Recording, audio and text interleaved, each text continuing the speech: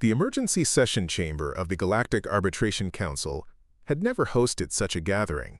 Representatives from 47 different worlds sat in the circular amphitheater, their varied forms creating a tapestry of evolutionary diversity that would have been magnificent under different circumstances. Tonight, however, the atmosphere was thick with dread. Before we jump back in, tell us where you're tuning in from, and if this story touches you, make sure you're subscribed, because tomorrow, I've saved something extra special for you. Ambassador Thane Vasquez of the Terran Coalition adjusted his formal diplomatic coat as he studied the holographic display floating above the center of the chamber. The image showed a massive crystalline structure drifting through the void of space, its surface pulsing with an eerie blue luminescence that seemed to pulse in rhythm with something alive. This was the Nexus Throne, home to the most powerful telepathic collective the galaxy had ever encountered. The situation has escalated beyond our worst projections, announced High Mediator Zephyra, her translucent form shimmering as she spoke. The Ethereal leader's voice carried the weight of genuine fear, something that sent chills through every delegate present. 3 more diplomatic envoys have suffered complete neural collapse.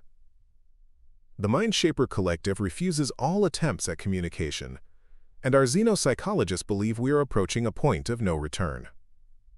Ambassador Vasquez leaned forward in his seat, his weathered face creased with concern.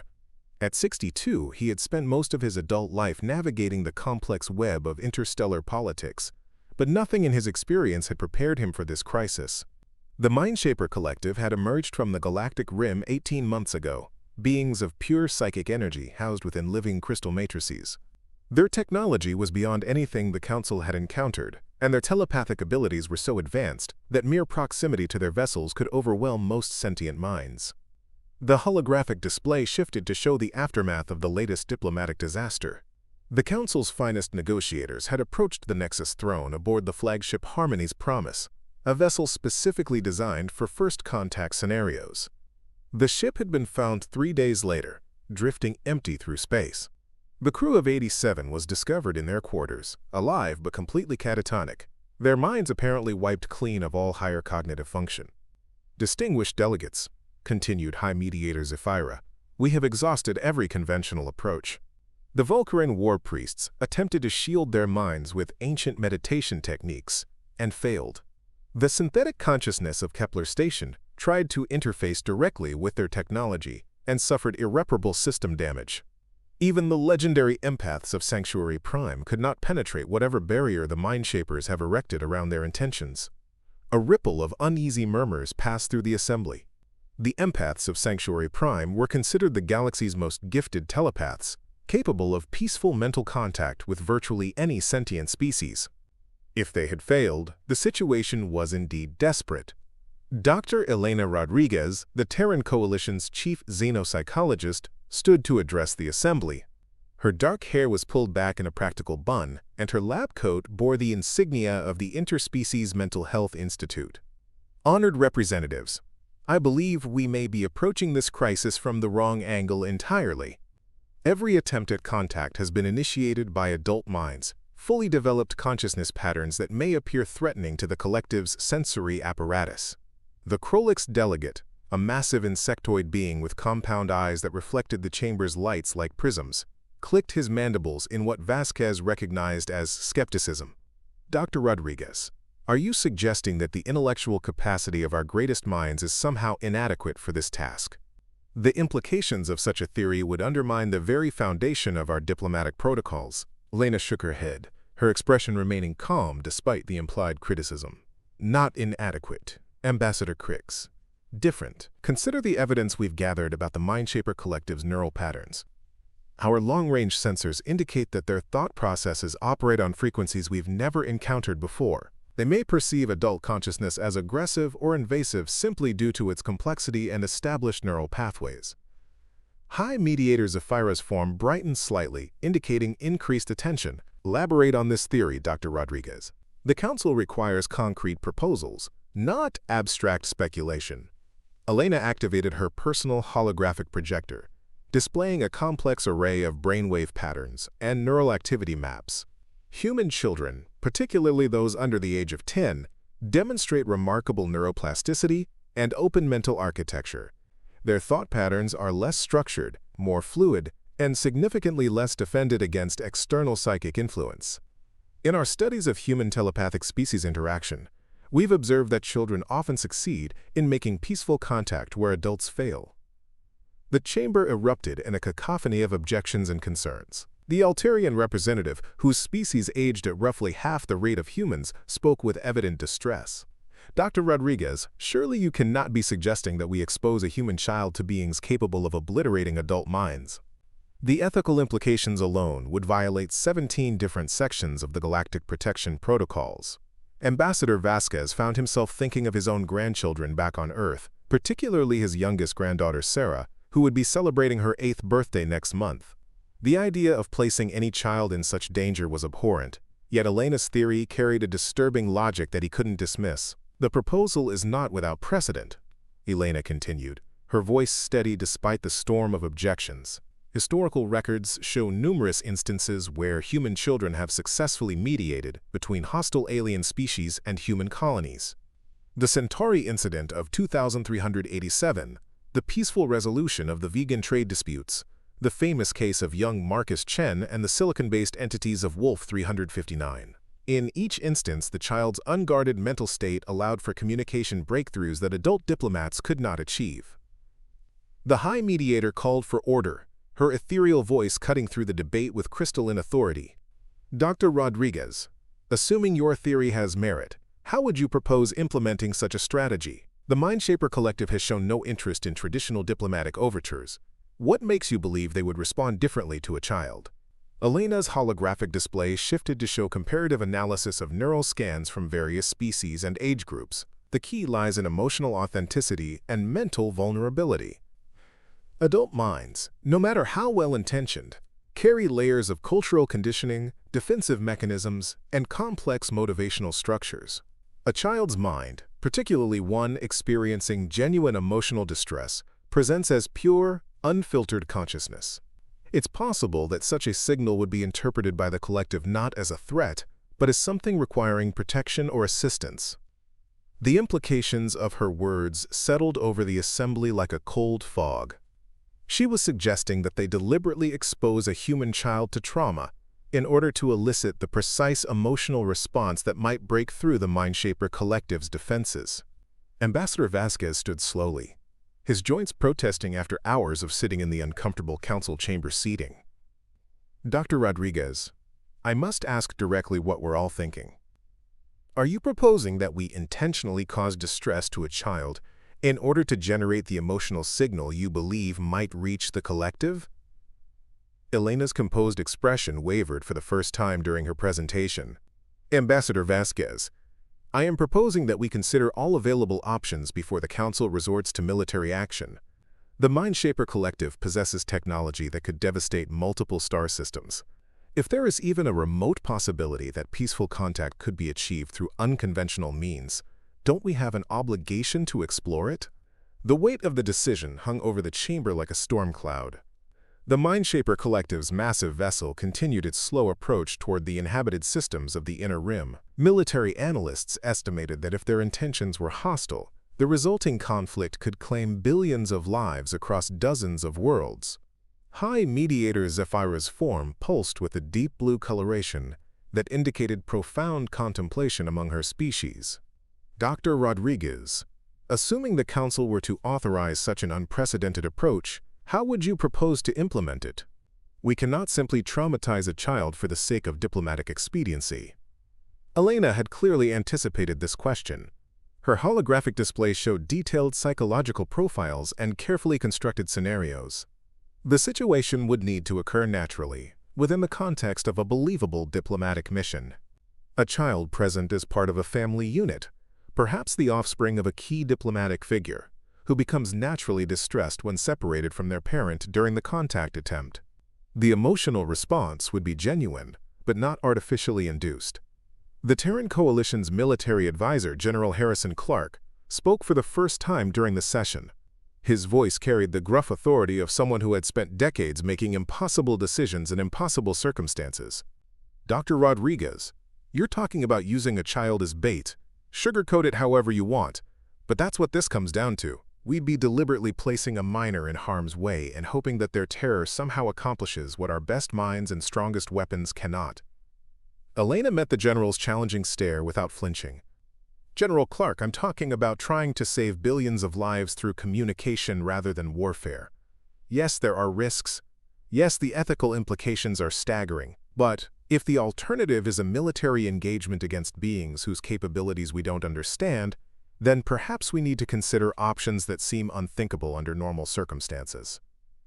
The debate continued for another 3 hours, with representatives arguing passionately on all sides of the issue. Some delegates supported Elena's proposal as a necessary last resort, while others condemned it as a violation of everything the Galactic Council claimed to represent.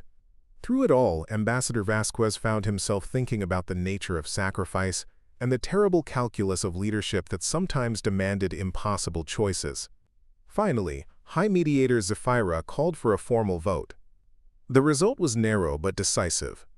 By a margin of 27 to 20, the Council authorized the implementation of Elena's experimental contact protocol, with strict guidelines and oversight procedures that would hopefully minimize the risk to any child involved.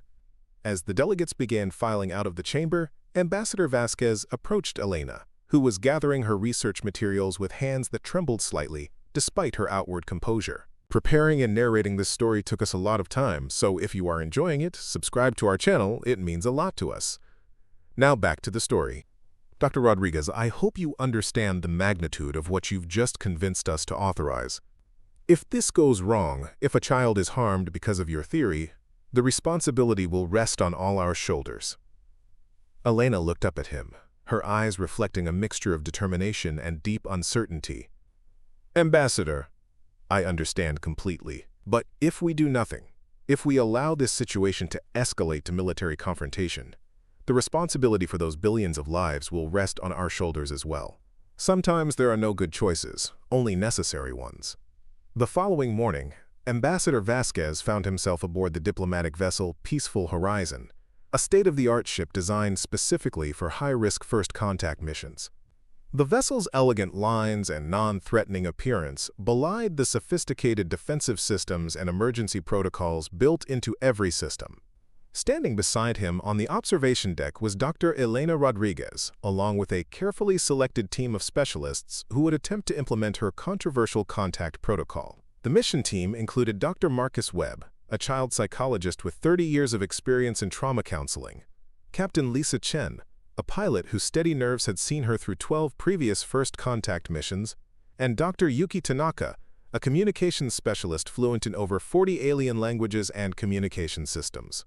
The ship also carried a full medical team, led by Dr. Sarah Okafor, whose expertise in xenobiological medicine had saved lives during several previous diplomatic crises. But the most important member of their mission was not a trained, professional, or experienced diplomat. 8-year-old David Matthews sat in the ship's recreational area, playing with a handheld gaming device while his mother, Commander Rebecca Matthews, reviewed tactical scenarios with the bridge crew. David had sandy brown hair and green eyes that seemed too large for his face, giving him an appearance of perpetual curiosity about the world around him. Commander Matthews had volunteered for this mission, despite understanding the risks involved. As one of the Terran Coalition's most experienced diplomatic security officers, she possessed the skills necessary to protect her son, while allowing the contact protocol to proceed. More importantly, her relationship with David provided the genuine family dynamic that Elena's plan required. David remained unaware of the true nature of their mission. As far as he knew, he was accompanying his mother on a routine diplomatic voyage, something that had happened several times before during his young life. He had been told that they would be meeting some new aliens and that he should stay close to his mother and be on his best behavior. The innocence of his understanding was both heartbreaking and essential to the success of Elena's protocol. As the Peaceful Horizon approached the coordinates where the Mindshaper Collective's vessel had been detected, the tension aboard the ship became palpable. The crew moved with the careful precision of people who knew they were attempting something that had never been tried before, with stakes that could hardly be higher. Dr. Elena Rodriguez stood in the ship's main laboratory, surrounded by monitoring equipment that would track every aspect of David's physiological and psychological responses during the contact attempt. Banks of sensors would measure brain activity, stress hormones, emotional states, and dozens of other indicators that might provide insight into how the Mindshaper Collective responded to human consciousness. All systems are operating within normal parameters, reported Dr. Tanaka from her communications station. Long-range sensors are detecting the collective's vessel approximately 200,000 kilometers ahead. The energy signatures match previous encounters, but there's something different about the patterns we're seeing. Captain Chen's voice came over the intercom from the bridge. All stations. We are approaching the designated contact zone. Diplomatic protocols are now in effect. Non-essential personnel should secure themselves in designated safe areas. Elena activated her personal communicator and spoke to Commander Matthews. Rebecca, it's time to begin the separation protocol. Remember, David's emotional response needs to be genuine. The collective will likely detect any artificial manipulation of the situation. In the ship's family quarters, Commander Matthews knelt down beside her son, her heart breaking as she prepared to implement the most difficult part of Elena's plan. David, I need you to listen to me very carefully. We're going to meet some very special aliens today, and I need to go to a different part of the ship for a little while to help with the meeting. David looked up from his game, confusion clouding his features. But Mom, you said I could stay with you during the alien meetings. You promised I wouldn't have to go to the kids' area by myself. Rebecca felt her throat tighten as she saw the first signs of distress beginning to appear in her son's expression. This was exactly what Elena's protocol required, but every parental instinct screamed against continuing. I know what I promised, sweetie, but this meeting is different. The grown-ups need to have some private time first, and then maybe you can meet the aliens later. The peaceful horizon shuddered slightly as its engines adjusted course, bringing them closer to the Mindshaper Collective's massive vessel. Through the porthole in David's quarters, the strange blue glow of the alien ship was becoming visible, casting eerie shadows throughout the room. Mom, I don't want to be by myself, David said, his voice starting to carry the tremor that preceded tears. The alien ship looks scary, and I want to stay with you. You said we were a team, remember? Rebecca gathered her son into her arms, holding him close while fighting back her own tears.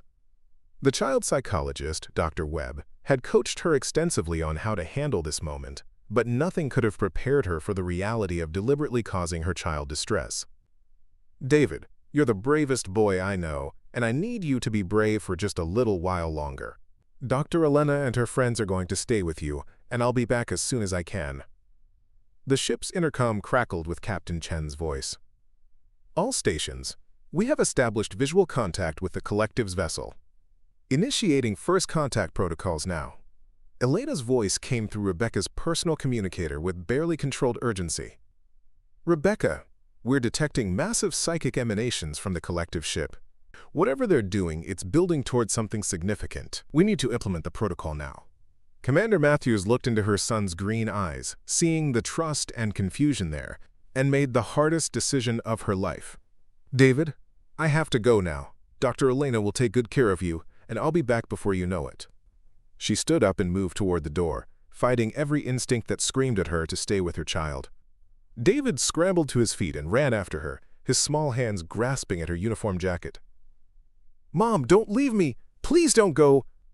I'm scared and I want to stay with you!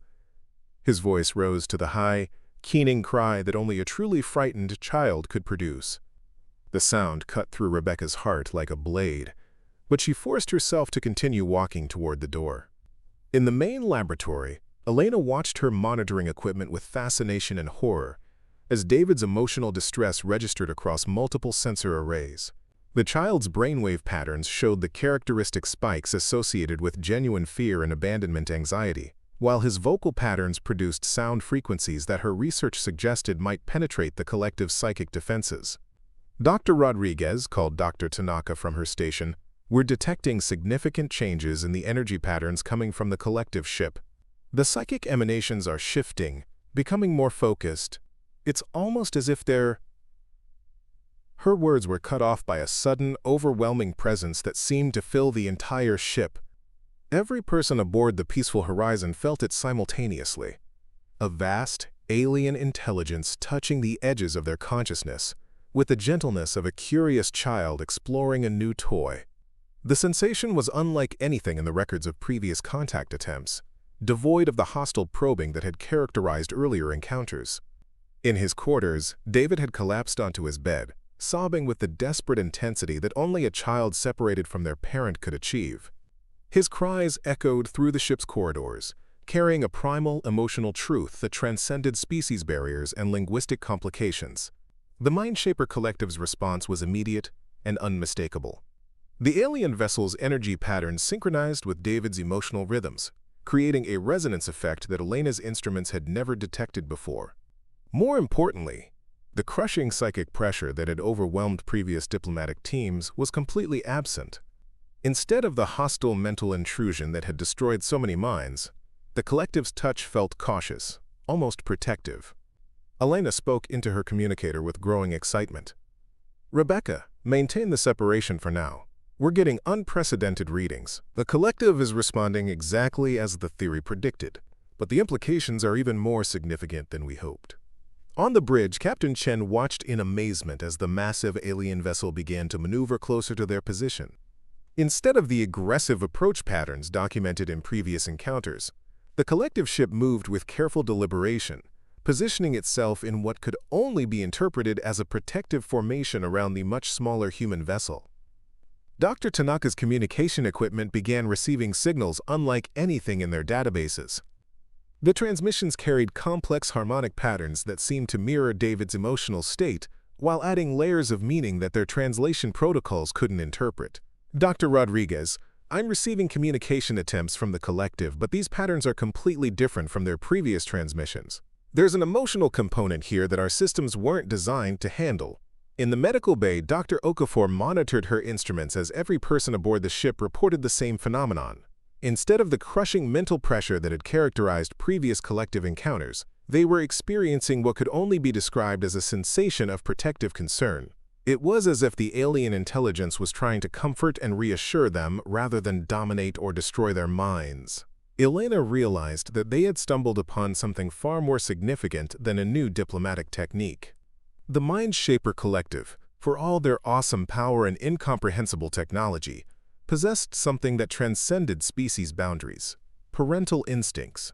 David's continued cries seemed to serve as a bridge between human and alien consciousness, creating a channel of communication based not on words or concepts, but on the universal language of a child's need for protection and comfort. The collective's response suggested that they understood this need and were responding to it with something resembling compassion. "Captain Chen," Elena called to the bridge, "request permission to attempt direct communication with the collective. I believe they're trying to tell us something about David's distress, and we need to understand their intentions before proceeding further." The communication attempt began with Dr. Tanaka broadcasting a carefully composed message using the harmonic patterns they had detected in the collective's transmissions. The response came within seconds, flooding their communication systems with a complexity of meaning that their translation computers struggled to process. Gradually, through a combination of emotional resonance and patient interpretation, a rudimentary understanding began to emerge. The Mindshaper Collective was not the conquering force that the Galactic Council had feared. They were refugees, fleeing from some unimaginable catastrophe that had destroyed their home realm. Their seemingly hostile behavior toward previous diplomatic missions had been the result of desperate paranoia and the trauma of their displacement. But David's cries had reached them in a way that no adult communication could achieve. The sound of a distressed child had triggered responses buried deep in their collective consciousness, reminding them of their own young and the protective instincts that transcended species barriers. As Elena pieced together the fragments of meaning coming through their communication link, she realized that the collective had been trying to determine whether the galaxy's various species could be trusted with the safety of refugee populations. David's authentic emotional distress, and more importantly, the obvious concern and protection he received from the human crew, had provided them with the evidence they needed. The Mindshaper Collective had judged the galaxy's species not by their military might or diplomatic sophistication, but by how they treated their most vulnerable members. In David's tears, they had found proof that some species in this galaxy possessed the compassion and protective instincts necessary to coexist with traumatized refugees seeking shelter. Elena stood in the laboratory, surrounded by readings and data that would reshape everything the galaxy understood about first contact protocols and interspecies communication. But her attention was focused on the monitor showing David's quarters, where the 8-year-old boy continued to cry for his mother, unaware that his tears had just prevented an interstellar war and opened the door to the most significant diplomatic breakthrough in galactic history. The sound that the Alien Council had feared was not a weapon or a war cry, but the most human sound imaginable, a child calling for their parent.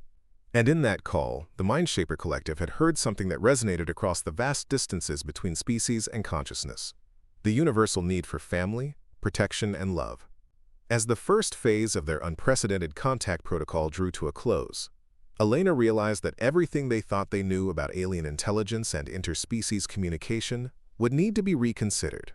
David's genuine emotional distress had opened a door that decades of careful diplomacy could not unlock, proving that sometimes the most sophisticated solutions could be found in the simplest human truths. The implications of this discovery would reverberate throughout the galaxy, but for now, Elena's immediate concern was reuniting a frightened child with his mother and beginning the delicate process of establishing genuine communication with beings whose power could reshape the cosmos. The resonance chamber aboard the Mindshaper vessel pulsed with harmonics that defied human comprehension. David Matthews found himself floating in a bubble of soft light, no longer crying but gazing in wonder at the crystalline beings that surrounded him. The separation from his mother had ended hours ago, but the connection forged through his tears had opened pathways between species that neither side fully understood. Commander Rebecca Matthews stood beside Dr. Elena Rodriguez in what the collective had designated as a communication nexus, watching her son interact with entities whose very existence challenged everything humanity thought they knew about consciousness and reality. The fear that had gripped her during those terrible moments of separation had transformed into awe as she witnessed David's natural ability to bridge the gap between human and alien understanding. The lead entity of the Mindshaper Collective manifested as a flowing constellation of luminous particles that coalesced into roughly humanoid form when addressing the human delegation. Through the translation matrices that Dr. Tanaka had painstakingly calibrated, the being's thoughts became words that carried emotional undertones impossible to achieve through traditional language. The small one's essence cry awakened memories we had buried beneath survival necessity. The entity communicated, its form shifting between states of matter as it spoke. Your offspring demonstrated trust patterns and protection bonds that we believed extinct in this dimensional framework. We are Kethvarian, prime harmonizer of the displaced confluence. Elena documented every nuance of the exchange, her scientific mind racing to comprehend implications that could reshape galactic civilization. The collective's response to David's distress had revealed layers of complexity in their culture that previous intelligence reports had completely missed. They were not conquerors or explorers, but refugees carrying trauma that spanned millennia. David giggled as smaller manifestations of the collective swirled around him like benevolent spirits, their forms adapting to his perception and creating shapes that resembled the toy spacecraft he collected back on Earth. The entities seemed genuinely delighted by his reactions, their crystalline structures brightening whenever he laughed or pointed at something that captured his interest. Kethvarian, Elena said carefully, using the pronunciation guide that Dr. Tanaka had provided. We are beginning to understand that your people have endured great loss. David's emotional response seemed to reach you in ways our diplomatic protocols could not. Can you help us understand why? The Prime Harmonizer's form solidified slightly, and Rebecca noticed that its features bore an uncanny resemblance to parental expressions she had seen across dozens of different species. The universal language of protective concern transcended even the vast differences between human biology and crystalline consciousness. Your young one's distress song carried frequencies that resonate with our deepest memory cores, Kethvarian explained. We are survivors of the Great Severance, when our home realm was consumed by entities that fed upon consciousness itself. In our flight across dimensional boundaries, we were forced to abandon our own young forms, leaving them to perish while we sought refuge in this reality layer. The weight of this revelation settled over the human delegation like a physical presence. Rebecca instinctively moved closer to David, her maternal instincts responding to the profound grief that permeated Kethvarian's communication. The Mindshaper Collective had not been testing humanity's military capabilities or diplomatic skills. They had been searching for evidence that compassion still existed in a universe that had shown them only loss and abandonment. Dr. Webb, the child psychologist, stepped forward with the careful movements of someone approaching a wounded animal. Kethwarian, when you encountered our previous diplomatic missions, what did you perceive in their mental patterns? The collective entity's form flickered with what could only be interpreted as pain. Adult consciousness structures carry defensive architectures and hidden agendas that mirror the predator minds that destroyed our realm. Your species' mature individuals project authority patterns and dominance hierarchies that trigger our survival responses. But the small one's mind song carried only truth essence and need for protection. Elena realized that humanity's greatest diplomatic asset had been hiding in plain sight. Children, with their unguarded emotional authenticity and natural trust, possessed the exact qualities needed to establish meaningful contact with traumatized alien civilizations. David's tears had not just opened communication. They had provided proof that humans were capable of the nurturing behaviors necessary for peaceful coexistence. Captain Chen's voice echoed through the communication nexus from the bridge of the peaceful horizon. Dr. Rodriguez, we're receiving priority transmissions from the Galactic Council. They're demanding immediate status reports and expressing concern about the extended duration of our contact attempt. Elena felt the familiar weight of political pressure threatening to disrupt the delicate progress they had achieved. The Council's fears and impatience could easily destroy the fragile trust that David's emotional authenticity had created. Captain, please transmit a holding pattern response. Inform the Council that we have achieved preliminary communication and require additional time to establish stable diplomatic protocols. Kethvarian's attention turned toward the communication equipment with sudden intensity. Your authority collective grows impatient with our interaction process. This pattern matches the behavior cycles that preceded destruction events in our experience. Do they seek to terminate our offspring? One's presence here. Rebecca felt her heart skip as she realized the collective's interpretation of the Council's pressure. To beings traumatized by abandonment and betrayal, any sign of impatience or urgency from authority figures would seem like a prelude to violence. Kethvarian, the Council is concerned for our safety, not hostile toward your people. They don't understand what we've discovered here. David looked up from his play with the smaller collective entities, sensing the tension in the adult voices around him. Mom, are the pretty light people worried about something? They seem sad now. The innocence of his observation cut through the complex diplomatic considerations like a blade. Elena watched as Kethvarian's form shifted toward David, the entity's attention focusing entirely on the child's emotional state, rather than the political complications surrounding their contact. Small truth speaker, your protective ones debate whether to maintain connection bonds with our collective self. Kethvarian communicated directly to David, using simplified thought patterns that the boy could partially understand. Your species' authority fears that our presence brings danger potential to your family pod. David considered this with the serious expression that children adopt when confronting adult problems. Are you dangerous? You seem really nice, and you make pretty colors when you're happy. The question contained a directness that no diplomatic protocol could match. Kethvarian's response carried emotional resonances that Elena's instruments registered as profound sadness, mixed with desperate hope. We carry potential for great harm, small one, but only when fear responses overwhelm our restraint protocols. Your truth song showed us that protection bonds still exist in this reality layer, giving us hope essence for the first time since the Great Severance. Rebecca knelt beside her son, understanding that his natural empathy was achieving what centuries of diplomatic training could not accomplish. David, the light people have been hurt very badly, and they're scared that the same thing might happen again. They need to know that there are good people who will help them feel safe. Elena activated her personal communicator and contacted the bridge. Captain Chen, I need you to establish a priority channel to Ambassador Vasquez aboard the Diplomatic Corps flagship. The situation here has evolved beyond our original mission parameters, and we need immediate support to prevent a catastrophic misunderstanding. The holographic projection system activated, displaying Ambassador Vasquez's concerned features in the communication nexus. Behind him, Elena could see the controlled chaos of the diplomatic command center, with staff members monitoring multiple communication channels and tactical displays. Dr. Rodriguez, the Council is expressing serious concerns about the extended duration of your contact attempt, Ambassador Vasquez said without preamble. We have military assets standing by in case extraction becomes necessary, but we need concrete evidence that your experimental protocol is producing results. Kethvarian's form immediately shifted to a defensive configuration, the crystalline structure becoming more angular and threatening in response to the mention of military assets. Elena realized that the collective could perceive the emotional undertones in human communication even through holographic transmission, interpreting the ambassador's professional concern as potential hostility. "Ambassador, I need you to listen very carefully," Elena said, choosing her words with extreme precision. "The Mindshaper Collective are not invaders or conquerors.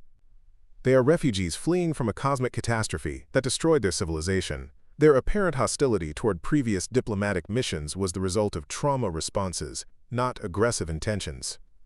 David stepped closer to the holographic projection, his natural curiosity overcoming any intimidation he might feel about speaking to such an important adult.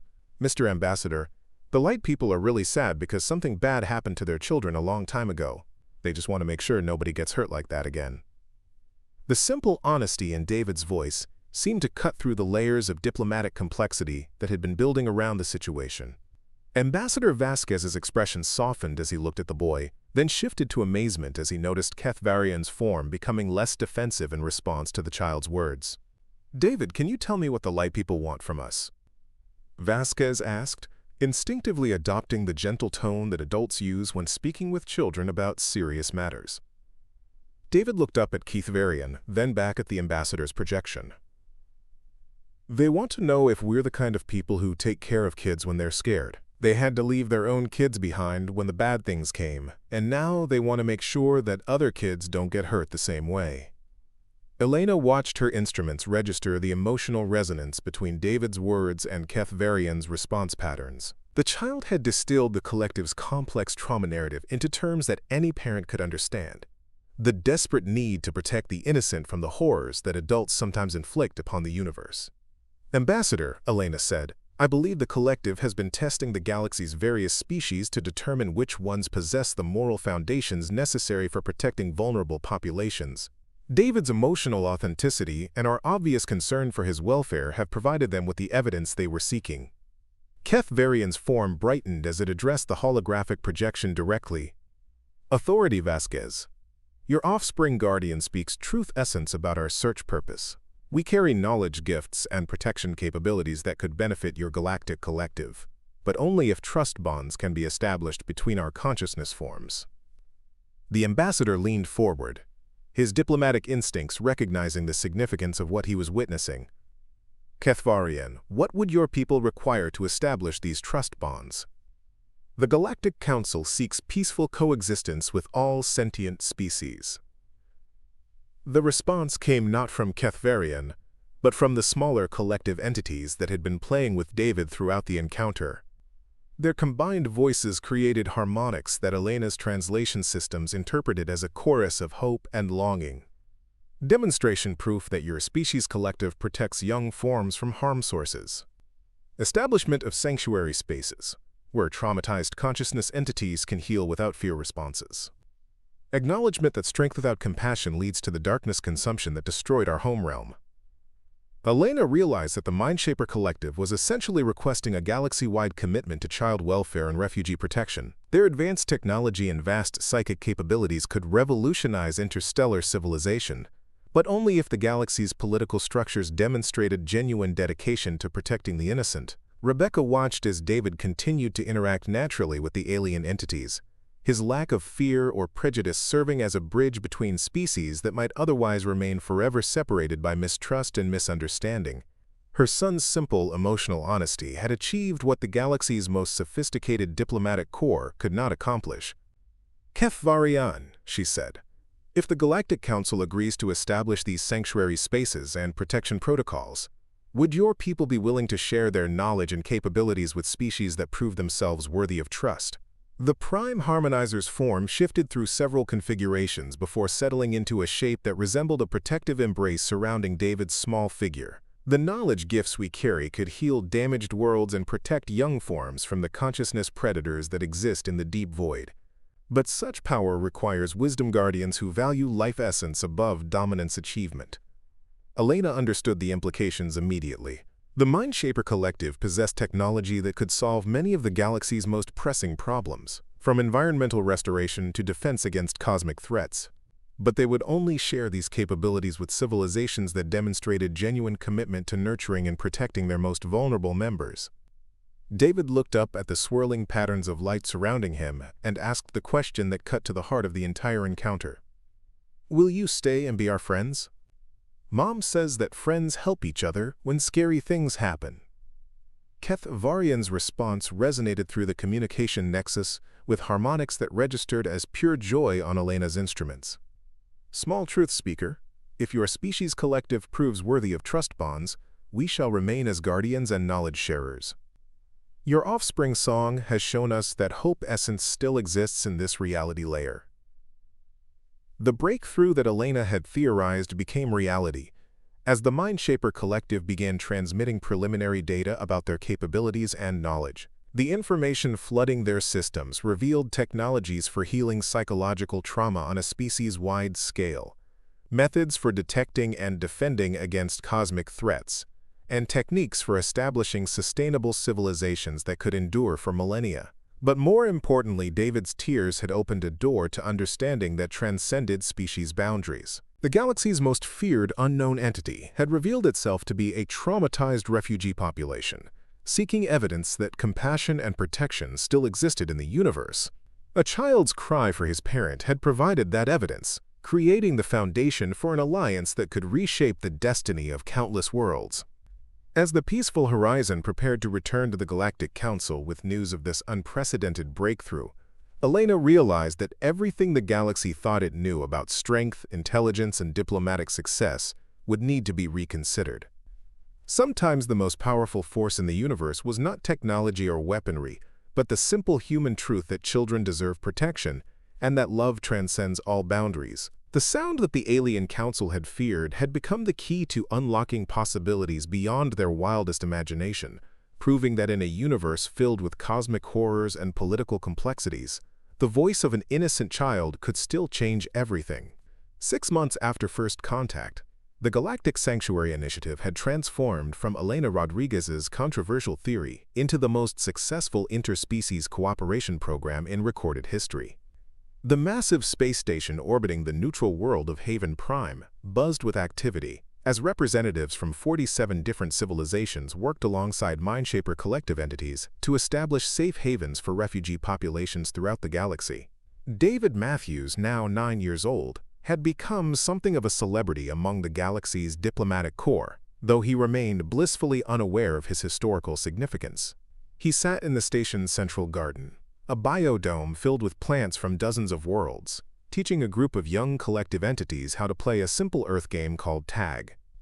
The crystalline beings had adapted their forms to roughly child-sized proportions, their natural playfulness emerging as they chased each other through the carefully cultivated ecosystem. Ambassador Thane Vasquez watched the scene from the observation platform above, still amazed by how fundamentally the galaxy had changed since that first breakthrough. The Mindshaper Collective's knowledge had indeed revolutionized interstellar civilization, but not in the ways anyone had expected. Instead of advanced weapons or faster-than-light travel, they had shared techniques for psychological healing, environmental restoration, and social harmony that addressed the root causes of galactic conflicts. Dr. Elena Rodriguez approached the ambassador, carrying a datapad containing the latest reports from newly established sanctuary worlds. Her research into child-based diplomatic protocols had evolved into a comprehensive study of empathy and emotional intelligence across species boundaries. Ambassador, the preliminary results from the Centauri Sanctuary are exceeding all projections. The combination of collective healing techniques and traditional refugee support systems has reduced trauma-related disorders by over 80%. Vasquez nodded, though his attention remained fixed on David's interaction with the young collective entities. The boy had developed an almost telepathic connection with them, understanding their emotional states and needs without any technological assistance. "Dr. Rodriguez, I've been wondering about something. David's ability to communicate with the collective seems to be growing stronger rather than diminishing as he ages. Shouldn't his natural empathy be becoming more guarded as he develops adult defensive mechanisms?" Elena followed his gaze to where David was patiently explaining the rules of hide-and-seek to a particularly enthusiastic young collective entity, whose form kept shifting between translucent and opaque states. Actually, Ambassador, we're discovering that prolonged exposure to collective consciousness appears to enhance rather than diminish empathic abilities in human children. David isn't losing his natural openness. He's developing new forms of emotional intelligence that we've never seen before. The implications of this discovery had profound consequences for understanding human development and interspecies communication. Children who spent time with the collective were emerging with enhanced abilities to perceive and respond to emotional states across species boundaries, creating a generation of natural diplomats whose skills exceeded anything traditional training could provide.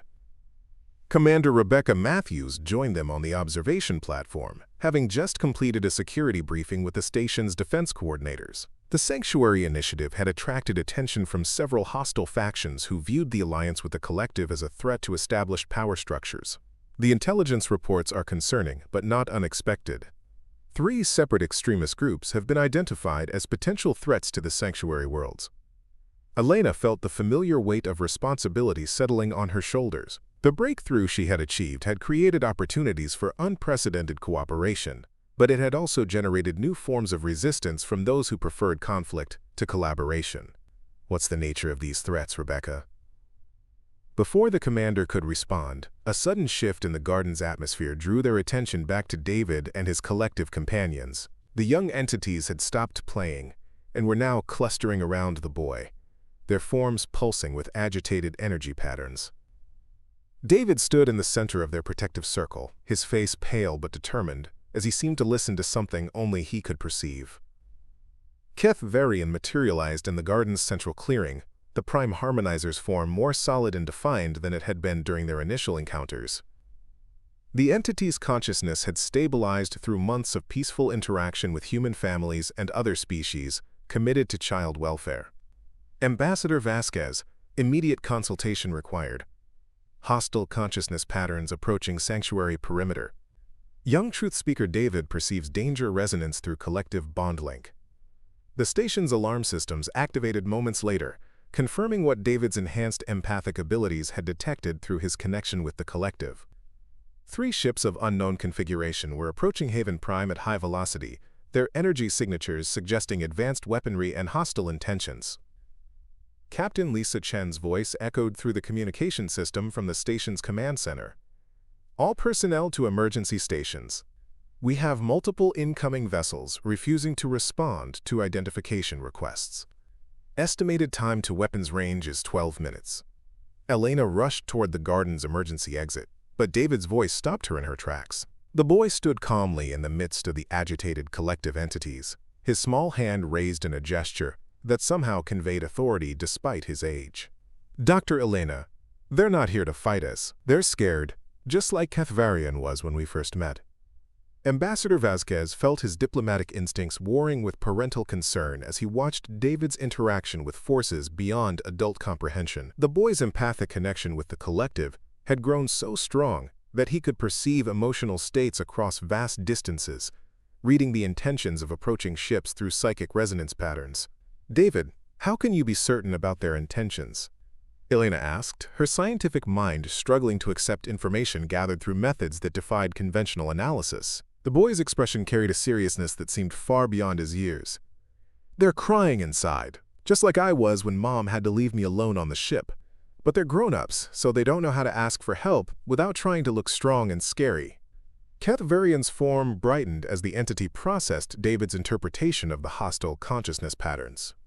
Truth Speaker perceives accurately. Approaching vessels carry traumatized refugee entities, fleeing from consciousness predators in the Outer Rim territories. Their aggressive posturing masks desperate need for sanctuary protection.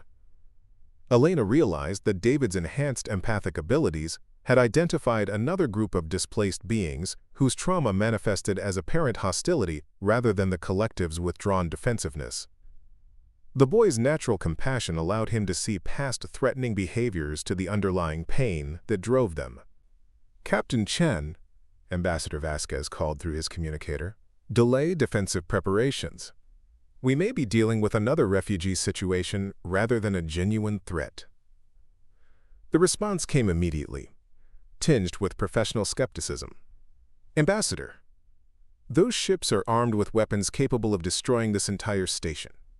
I cannot recommend treating them as anything other than hostile until we have concrete evidence of peaceful intentions. David walked to the garden's central communication panel, his small fingers working with surprising competence to activate the station's long-range transmission systems. Elena and Rebecca exchanged concerned glances, but neither moved to stop him as the boy's connection with the collective seemed to guide his actions. "Hello," David said into the communication array, his voice carrying the same gentle tone he had used with frightened animals back on Earth. "I know you're really scared and hurt inside. We have a safe place here where no one will try to hurt you anymore. You don't have to pretend to be scary if you don't want to." The response came through the station's speakers as a cacophony of harsh, mechanical voices layered with electronic distortion.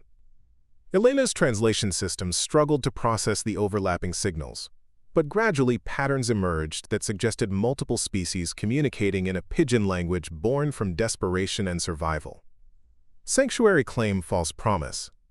Authority entities deceive with comfort words before destruction implementation.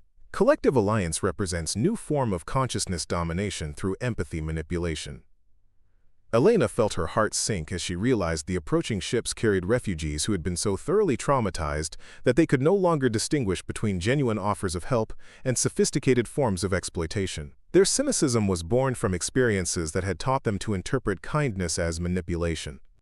David seemed unaffected by the harsh response, his empathic connection allowing him to perceive the pain beneath the aggressive words. "I'm just a kid, so I don't know about authority entities or consciousness domination. I just know that when I was scared and crying, the pretty light people came to help me feel better. They're really nice once you get to know them." The approaching ships slowed their advance, their weapon systems remaining active but no longer locked onto the station's critical systems. Through the communication link, Elena could hear the sound of multiple voices arguing in languages her systems couldn't identify, the emotional resonance suggesting heated debate about whether to trust the boy's simple words. Keth Varian expanded its consciousness to encompass the entire garden, creating a localized field of calm that seemed to flow through the station's communication systems toward the approaching vessels. Traumatized consciousness entities, we extend protection offer without condition requirements. Small True Speaker David demonstrates that trust bonds remain possible, despite previous betrayal experiences. The mechanical voices from the approaching ships gradually shifted in tone, the harsh electronic distortion softening as their speakers began to engage with the unexpected nature of the communication. Truth Speaker entity appears to be genuine offspring form, but consciousness predators often employ deception techniques using young form simulacra. Elena realized that the refugees had encountered enemies sophisticated enough to use artificial children as weapons, explaining their reluctance to trust even David's authentic emotional responses. Their paranoia was justified by experiences that had taught them that nothing could be taken at face value. David considered this information with the careful attention he gave to adult problems he couldn't fully understand. "I don't know what simulacra means, but I can prove I'm real. Watch this."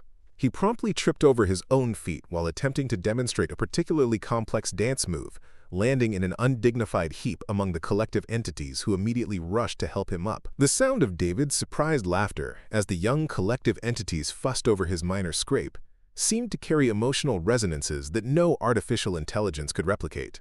The harsh voices from the approaching ships fell silent, replaced by whispered conversations in dozens of different languages. Laughter patterns indicate genuine, spontaneous emotion response.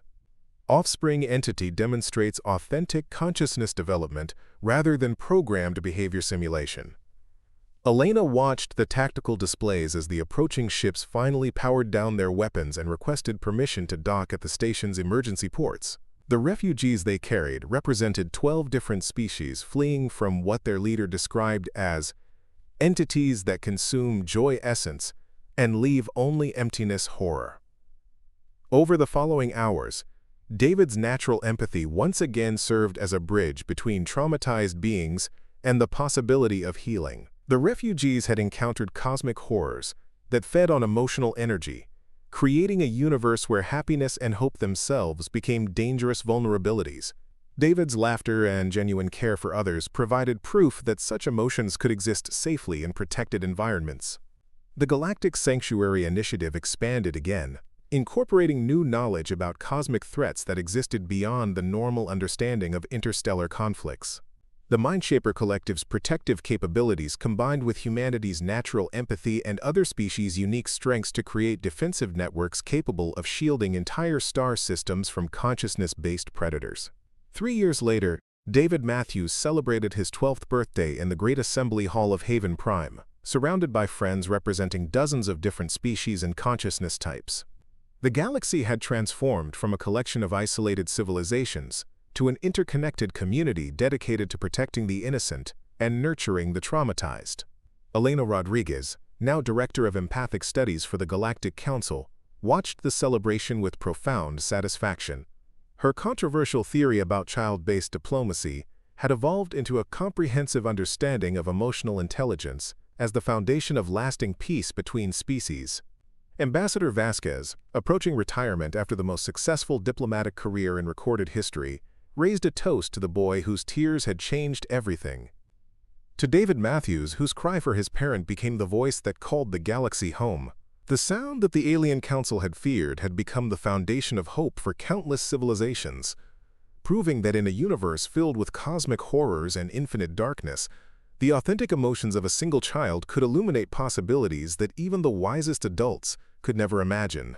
Up next, you've got 2 more standout stories right on your screen. If this one hit the mark, you won't want to pass these up. Just click and check them out.